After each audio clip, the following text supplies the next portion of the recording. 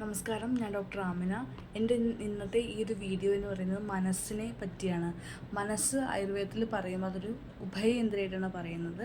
അതായത് നമ്മൾക്ക് 11 ഇന്ദ്രിയങ്ങളുണ്ട്. അതായത് ജ്ഞാനേന്ദ്രിയങ്ങൾ, അതുപോലെ കർമ്മേന്ദ്രിയങ്ങൾ, പിന്നെ ഉഭയേന്ദ്രിയം വരും. അതായത് നമ്മുടെ മനസ്സ്, അങ്ങനെ 11ാമത്തെ ആണ് ഉഭയേന്ദ്രിയമായിട്ടുള്ള മനസ്സെന്ന് പറയുന്നത്. മനസ്സിനെ നമ്മൾക്ക് ഗുണാസായിട്ട് പറയുമ്പോൾ അണുത്വം അതുപോലെ ഏകത്വം എന്നാണ് പറയുന്നത്. അണുത്വം എന്ന് പറയുന്നത് വളരെ മൈന്യൂട്ടായിട്ടുള്ള ഒരു കാര്യമാണ്. അതുപോലെ തന്നെ ഏകത്വം എന്ന് പറയുന്നത് വൺനെസ്സാണ്.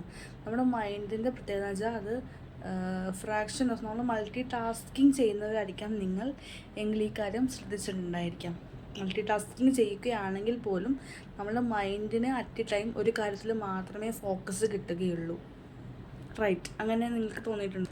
നമ്മൾ ഏതൊരു ആക്ടിവിറ്റി ചെയ്യുകയാണെങ്കിലും ഏകാഗ്രതയോടുകൂടി അത് ഒരു കാര്യത്തിൽ മാത്രം ഫോക്കസ് ചെയ്തുകൊണ്ട് ചെയ്യുന്നതാണ് കുറച്ചും കൂടെ നല്ലത്.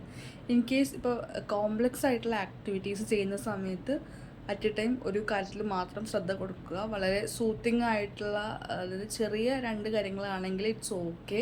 അതർവൈസ് ലോങ് റണ്ണിൽ നമുക്ക് മെമ്മറിക്കൊക്കെ അതുപോലെ പ്രശ്നങ്ങളുണ്ടാകും. അതുപോലെ നമുക്ക് സ്ട്രെസ്സൊക്കെ കൂടാം.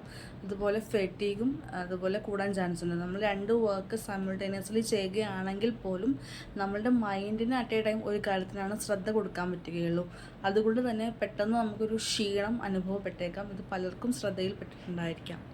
ആയതിനാൽ മൾട്ടി ടാസ്കിങ് ഇഷ്ടപ്പെടുന്നവരാണ് എങ്കിൽ നിങ്ങൾ കോംപ്ലക്സ് ആയിട്ടുള്ള ആക്ടിവിറ്റീസും മൾട്ടി ടാസ്കിങ്ങോടുകൂടി ചെയ്യരുത്. സിമ്പിളായിട്ട് 2 ടാസ്കുകൾ, അതായത് നിങ്ങൾ എന്തെങ്കിലും കുക്കിംഗ് എന്തെങ്കിലും ചെയ്യുവാണെങ്കിൽ അതിൻ്റെ ഒപ്പം ചെറുതായിട്ട് മ്യൂസിക് പ്ലേ ചെയ്യുന്നത് ഇറ്റ്സ് ഓക്കെ.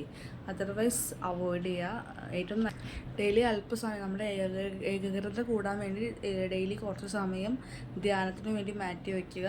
അതായത് മെഡിറ്റേഷൻ, നമ്മളുടെ ബ്രെത്തിനെ അനലൈസ് ചെയ്യുകയോ അല്ലെങ്കിൽ ചുറ്റുമുള്ള ശബ്ദങ്ങളൊന്ന് വീക്ഷിക്കുകയോ ആ സൗണ്ടുകളെ ഒന്ന് ഐഡൻറ്റിഫൈ ചെയ്യാൻ ശ്രമിക്കുകയോ ഒക്കെ ചെയ്യുക. അത് നമ്മളുടെ മൈൻഡിന് ഒരു റിലാക്സേഷനും കൂടിയാകും. അപ്പോൾ ഇന്ന് തന്നെ ഇത് പ്രാവർത്തികമാക്കി നോക്കൂ. ഇത്തരത്തിലുള്ള വീഡിയോ നിങ്ങൾക്ക് ഇഷ്ടമാണെങ്കിൽ എൻ്റെ ഈ ചാനൽ സബ്സ്ക്രൈബ് ചെയ്യുക. ഒപ്പം വരുന്ന വീഡിയോസൊക്കെ കാണാൻ ശ്രമിക്കുക. Thank you.